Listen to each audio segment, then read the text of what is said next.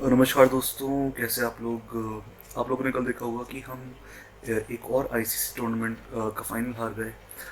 पिछले 10 साल में ये 9वां आईसीसी टूर्नामेंट है जो हम नहीं जीत पाए। इनफैक्ट 10 साल पहले हम 2013 में चैंपियंस ट्रॉफी जून के ही महीने में जीते थे। और क्या आपको ताजुब हुआ इंडिया के आईसीसी टूर्नामेंट हारने से, आईसीसी वर्ल्ड टेस्ट चैंपियनशिप का फाइनल हारने से? मुझे तो बिल्कुल ताजुब नहीं हुआ। इनफैक्ट मुझे उन लोगों पे ताजुब है जिन्हें ताजुब हुआ इस बात का कि कैसे इंडिया ये आईसीसी टूर्नामेंट फाइनल भी हार गई, जो कि है वर्ल्ड टेस्ट चैंपियनशिप। अब दोस्तों, ज़्यादा किसी चीज़ पे बात करने से पहले मैं थोड़ा सा अपना इंट्रोडक्शन दे देता हूँ।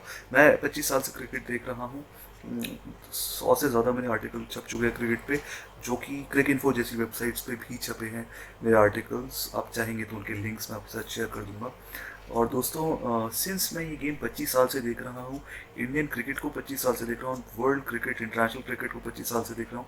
मैंने खुद भी खेला है और इनफैक्ट मैंने डोमेस्टिक मैचेस भी, जो कि रणजी ट्रॉफी के मैचेस भी है, वो भी मैंने स्टेडियम में, ग्राउंड में जाके देखे हैं। इसलिए मैं आपको एक एक फैक्ट बता पाऊंगा, और फैक्ट के साथ, स्टैटिस्टिक्स के साथ मैं आपको बता पाऊंगा कि क्यों इंडिया ये वर्ल्ड कप यानी कि वर्ल्ड टेस्ट चैंपियनशिप का फाइनल हारे है। दोस्तों, आगे बढ़ने से पहले मैं एक एक पॉइंट आपको बताना चाहूँगा। ऑब्वियसली ऐसी इन्फॉर्मेशन है, बहुत सारे क्रिकेट फैनेटिक्स फैंस है इस कंट्री में जो कि अलग अलग इन्फॉर्मेशन शेयर करते हैं और अपने व्यूज़ एक्सप्रेस करते हैं एक एक प्लेयर को लेके। लेकिन मैं कुछ ऐसे बेसिक चीज़ें बताना चाहूँगा जो कि आई डोंट नो कितने लोग डिस्कस करते अगर करते हैं तो बहुत अच्छा है, नहीं तो ये सुनिए आप। सबसे पहली बात तो मैं कहना चाहूँगा कि अगर मैं T20 फॉर्मेट, टेस्ट फॉर्मेट और वनडे फॉर्मेट को कंपेयर करूँ, T20 फॉर्मेट वैसे भी एक बहुत चांस का गेम है। इंडिया कभी भी T20 वर्ल्ड कप में आगे नहीं बढ़ पाते या फिर सेमीफाइनल या फाइनल नहीं जीत पाते, तो मैं इतना दुखी नहीं होता, क्योंकि T20 एज सच एक चांस का गेम है और इंडिया बेस्ट T20 टीम कभी भी नहीं रहे हैं। आई नो कि IPL is one of the bigger T20 franchise tournaments around the world, सबसे शुरुआती टूर्नामेंट्स में से भी था। उसके बाद भी कई सारी लीग्स बनी है, लेकिन इंडिया की स्ट्रेंथ T20 क्रिकेट कभी नहीं रही है। वनडे क्रिकेट जो है उसमें हम टॉप 4 टीम में रहे हैं काफ़ी समय तक, और टेस्ट क्रिकेट में इंडिया, ऑस्ट्रेलिया और इंग्लैंड अगर पिछले 20-25 साल देखे जाए तो ये 3 टीमें सबसे ऊपर रही हैं। इसके बाद जितनी भी टीम है, साउथ अफ्रीका ग्रेम स्मिथ की कैप्टेंसी में definitely was one of the top teams. In fact visiting team भी बहुत अच्छी थी। वो इंडिया में भी कभी टेस्ट सीरीज नहीं आ रही, जबकि रिकी पॉन्टिंग की टेस्ट टीम इंडिया में और स्टीव वॉ की भी टेस्ट टीम इंडिया में हार चुके टेस्ट सीरीज, लेकिन ये नहीं हारे थे। तो टेस्ट फॉर्मेट में we been one of the top 3 if not one of the top 2। लेकिन क्या हुआ ऐसा हमारे टेस्ट क्रिकेट में, जो कि आज हम टॉप पे नहीं है। सबसे जो अगला फैक्टर मैं बोलने जा रहा हूँ दोस्तों, वो है हमारी बैटिंग वर्सेस बॉलिंग। सबसे पहली चीज़ तो मैं बोलना चाहूँगा, बॉलिंग में हमारे पास बहुत सारे अच्छे बॉलर्स हैं, फास्ट बॉलर्स की पूरी एक फैक्ट्री है।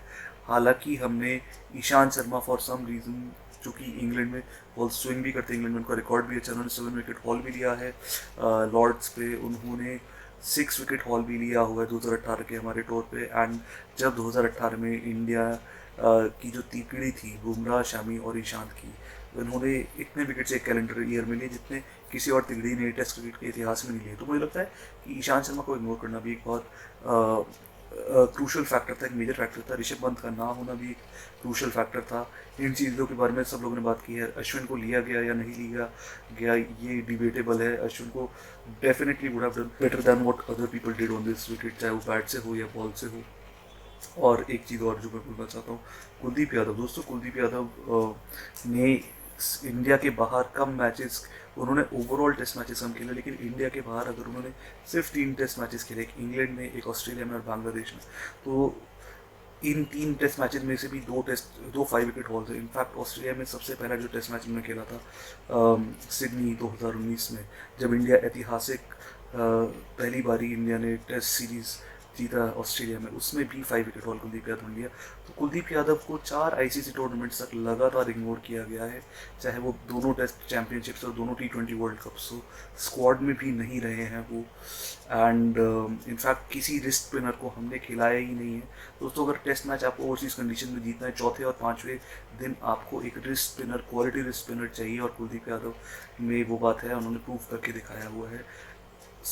वनडेज में तो उन्होंने हर जगह, south Africa, England, New Zealand, Australia में विकेट्स लिए, लेकिन इंडिया उन्हें continues to ignore Kuldeep Yadav, and for some reason they choose to go with finger spinner. I understand Ashwin, Jadeja, even अक्षर पटेल ने बैट के साथ बहुत कंट्रीब्यूट किया है, लेकिन अक्षर पटेल और अश्विन को तो खैर इस मैच में खिलाया ही नहीं। बॉल के साथ थोड़ा बहुत बाहर विकेट निकालने में दिक्कत होती है, अब तक रफ पैच ना बने वो चीज़ जो है हर बार नहीं होती, इसलिए विकेट्स भी हर बार नहीं होते। अगला जो फैक्टर दोस्तों जिस पे मैं आने वाला हूँ वो इंडिया की बैटिंग है। जैसे मैंने कहा फास्ट बॉलिंग ऑलमोस्ट कंप्लीट है। यस, ईशांत शर्मा को आपने इग्नोर किया, जयदेव उनादकट को क्या पता खिलाया जा सकता था, लेकिन 4 फास्ट बॉलर आपने खिलाए। इंडिया की अभी भी एक फास्ट बॉलिंग बेल्ट जो है कह लो कि सप्लाई वो बहुत अच्छा है। अभी उमरान मलिक भी हैं, जयदेव उनादकट भी हैं, बहुत सारे ऐसे फास्ट बॉलर्स हैं जो कि चल रहे हैं। लेकिन मैं बैटिंग की बात करना चाहूँगा दोस्तों।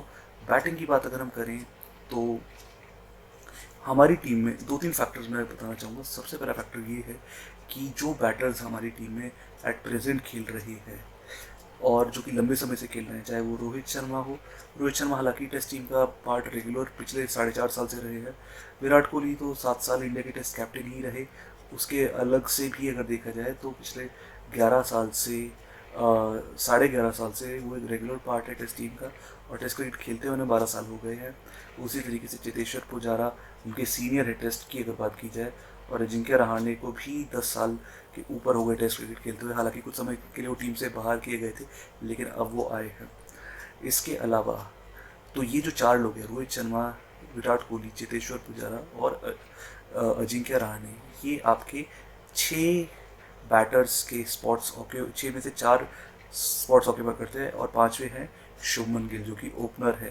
जो छठा स्पॉट है दोस्तों वो जाता है आपके विकेट कीपर बैटर को, जो कि ऋषभ पंत रहे हैं। ऋषभ पंत ने बहुत बढ़िया इम्पैक्ट किया इंटरनेशनल क्रिकेट पे, टेस्ट क्रिकेट पे खास करके इंडिया के, और जो हमने बाहर मैचेस खेले और जीते हैं, इंग्लैंड, ऑस्ट्रेलिया, साउथ अफ्रीका, हर जगह उनकी test century, winning test knocks है उनकी, ऑस्ट्रेलिया में खास करके। लेकिन उन्हें क्योंकि इंजरी उनकी अनफॉर्चुनेटली हुई थी वो नहीं है टीम में, तो उसकी जगह केएस भरत आए हैं टीम में। अब दोस्तों मैं इन 6 स्पॉट्स की बात करना चाहता हूँ। सबसे पहले तो इन प्लेयर्स की बात करना चाहता हूँ, जब ये टीम में आए थे तब कौन से टीम प्लेयर्स ऑलरेडी थे टीम में। दोस्तों जब विराट कोहली और चेतेश्वर पुजारा इस टेस्ट टीम में आए थे तो सचिन तेंदुलकर, राहुल द्रविड़ और वीवीएस लक्ष्मण जो सबसे बड़ी तिगड़ी मानी जाती है इंडियन टेस्ट क्रिकेट की, वो पहले से खेल रहे थे, पहली चीज़। दूसरी चीज़ ये महेंद्र सिंह धोनी भी थे जो कि एक एक्सपीरियंस प्लेयर है, one of the best wicket keeper batters. अगर टेस्ट की भी बात की जाए इंडियन टेस्ट क्रिकेट इतिहास की, ऋषभ पंत ने हाल ही में बहुत अचीव किया, लेकिन अभी भी जो सबसे ज़्यादा स्टैटिस्टिकली आगे हैं वो महेंद्र सिंह धोनी रहेंगे। 90 टेस्ट मैच उन्होंने खेले हैं एज अ टेस्ट प्लेयर। तो उनका एक्सपीरियंस भी, उनकी मेंटोरशिप के अंदर भी इन्होंने काफ़ी कुछ सीखा होगा। अजिंक्य रहाणे ने भी जब टेस्ट डेब्यू किया था, महेंद्र सिंह धोनी की कप्तानी में किया था, तब भी सचिन तेंदुलकर थे टीम में, विराट कोहली और पुजारा ऑलरेडी थे ही टीम में। और उसी तरीके से रोहित शर्मा ने भी जब डेब्यू किया तब सचिन तेंदुलकर ऑलरेडी खेल रहे थे टीम में। ठीक है, अब मैं टेस्ट एवरेजेस की अगर बात करूँ दोस्तों, इस समय विराट कोहली और चेतेश्वर पुजारा दोनों की एवरेज 50 के नीचे है, 40s की रेंज में, 45 के अराउंड आई थिंक पुजारा की है, 48 के अराउंड विराट कोहली की है, एंड रहाणे की 40 के नीचे है टेस्ट एवरेज है। दोस्तों अगर मैं इसको लक्ष्मण, सचिन और द्रविड़ से कंपेयर करूँ, सचिन और द्रविड़ दोनों की टेस्ट एवरेज 50 के ऊपर थी, 53 या 55 दोनों की रही होगी, ऐसे कुछ 53 से 56 के बीच में दोनों की टेस्ट एवरेज है। एंड वीवीएस लक्ष्मण की एवरेज भी 47 या 48 थी। After all of them have played more than 100 test matches. दोस्तों इवन वीरेंद्र सहवाग जो कि ओपनिंग बैटर थे, और ओपनिंग बैटर्स की एवरेज अगर 40s अर्ली 40s में भी हो तो बहुत बड़ी बात होती है, उनकी एवरेज ऑलमोस्ट 50 थी। अगर आखिरी टेस्ट मैच में कुछ रन एक्स्ट्रा मार देते, कुछ 20-30 रन, तो उनकी टेस्ट एवरेज 50 की रहती, जो कि आई थिंक बहुत बड़ी बात है। It is as good as Sunil Gavaskar's. I won't say मैं उन्हें कंपेयर नहीं करूँगा, लेकिन जितना बड़ा सुनील गावस्कर जी का कॉन्ट्रीब्यूशन है इंडियन टेस्ट क्रिकेट में और ओपनिंग बैटिंग में, उस लेवल का कॉन्ट्रीब्यूशन वीरेंद्र सहवाग का है, चाहे उतना हो या उससे कम हो, लेकिन उस लीग में आते हैं वो ओपनिंग में।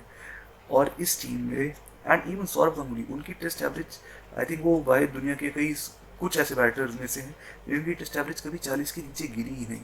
तो दोस्तों अगर इन प्लेयर्स की टेस्ट एवरेज को कंपेयर किया जाए उनसे, तो डेफिनेटली वो उस लीग में नहीं हारे। एंड डिस्पाइट दैट फैक्ट हमने अगली जनरेशन ऑफ टेस्ट बैटर्स ना बनाई है ना ग्रूम की है, क्योंकि आपको ये पता है कि पुजारा, कोहली, रहाणे और रोहित शर्मा ये 2030 तक तो टेस्ट क्रिकेट बहुत कम, इनमें से हो सकता है एक आध कोई प्लेयर 2030 तक खेले। 2030 छोड़िए, हो सकता है कि अगली जो टेस्ट साइकिल है या उसकी अगली की अगली टेस्ट साइकिल है उसमें हो सकता है इसमें से आधे हो ही ना, हो सकता है प्लेयर बदल। लेकिन जो आने वाली जनरेशन है उन्हें ग्रूम करने के लिए हमने क्या किया है, जैसे मैंने बताया कि इस जनरेशन में के जो प्लेयर्स हैं ज़्यादातर वो उस जनरेशन के जो ग्रेड्स हैं जिनकी 50+ एवरेज रही है मोस्टली, उनके साथ उनके अंडर उनके साथ रह के खेले तब इस टीम का हिस्सा बन पाए। इनकी एवरेज उनसे कम है लेकिन इनके साथ कोई ऐसा आपने मिडिल ऑर्डर प्लेयर ग्रूम नहीं किया। मैं दोस्तों आपको ये चीज़ और बता दूं कि विजय हजारे और सैयद मुश्ताक अली की ट्रॉफी की परफॉर्मेंसेज भी काफ़ी हद तक इग्नोर की गई है। इंडिया की वनडे बैटिंग भी बहुत अच्छी नहीं है। मैं T20 में जाऊँगा नहीं कि T20 IPL से काफ़ी टैलेंट मिलता है। सैयद मुश्ताक अली का भी टैलेंट IPL में यूटिलाइज होता है, लेकिन अगर आप चाहेंगे तो मैं सैयद मुश्ताक अली के बारे में भी बाद में बात करूँगा। लेकिन विजय हजारे जो है या देवधर ट्रॉफी है, जो वनडे टूर्नामेंट्स हैं उनकी परफॉर्मेंसेज भी इग्नोर की गई है। वनडे में भी इंडिया की बैटिंग के हालात बहुत अच्छे नहीं हैं। अभी तक इंडिया का कोई ऐसा सॉलिड 4 नंबर बैटर नहीं बना, जबकि बहुत सारे ऑप्शंस ट्राई किए जा चुके हैं, उन्हें ट्राई करके हटा देते हैं, कोई इंजर हो जाते हैं। ये बहुत एक लंबा टॉपिक है, इस पर मैं 1 घंटे और बात कर सकता हूँ, लेकिन मैं इसके बारे में बाद में बात करूँगा।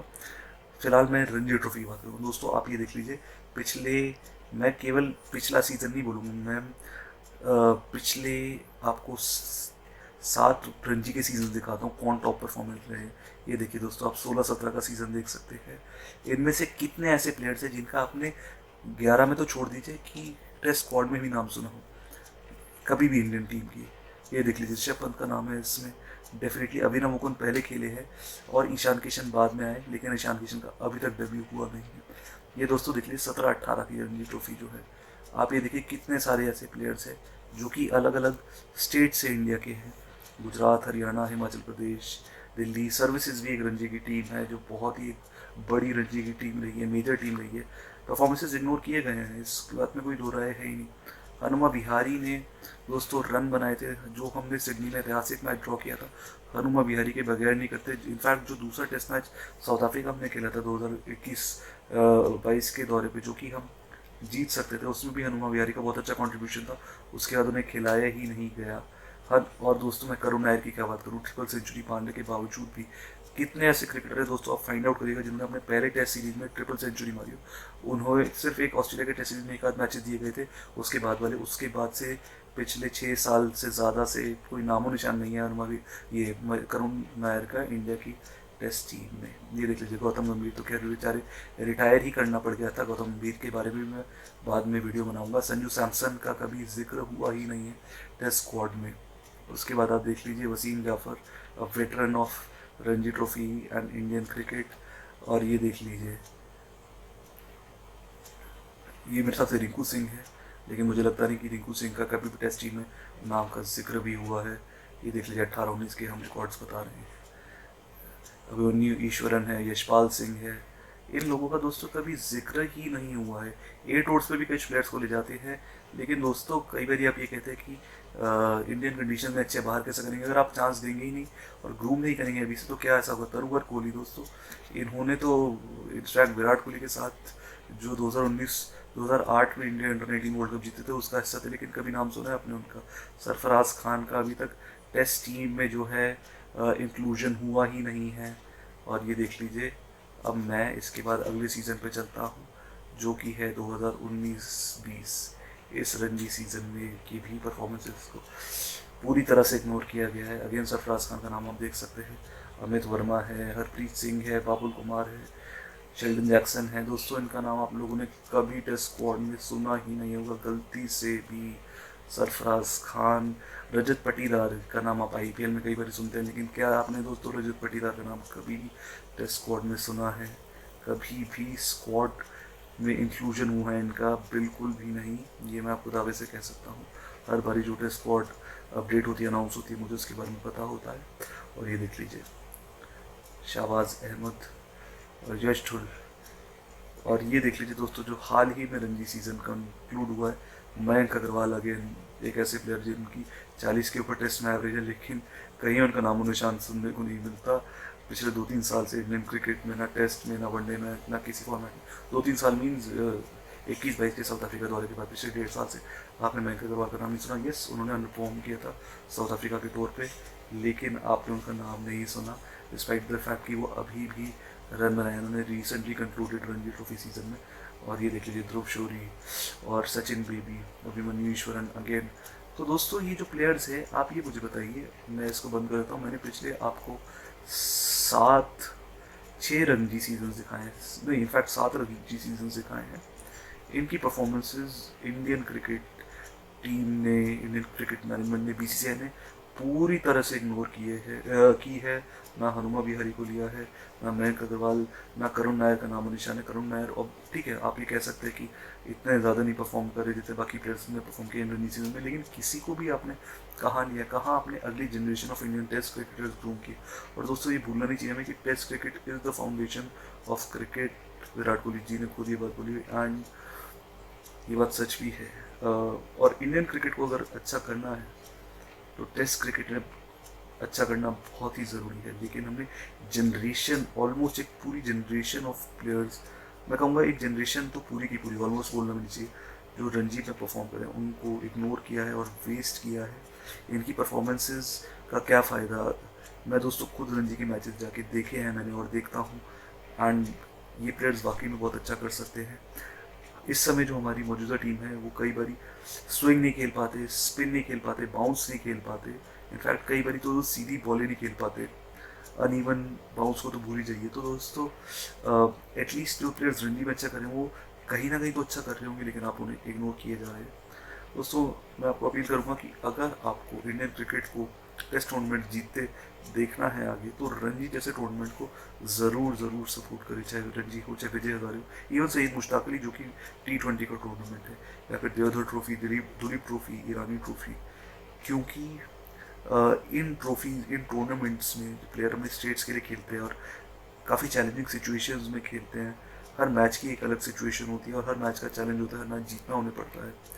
दोस्तों उसमें जो परफॉर्मेंसेस निकल के आती हैं और without any motivation, without any crowd support, वो दोस्तों वो प्लेयर्स को आप अगर टेस्ट टीम में नहीं ट्राई करेंगे, उनको आप इंटरनेशनल लेवल पे नहीं ट्राई करेंगे, वनडे टीम में या फिर T20 के अगेंस्ट, जैसे मैंने कहा कि उनके पास एक टैलेंट पूल है, देखना है उन्हें कैसे देखना है। तो दोस्तों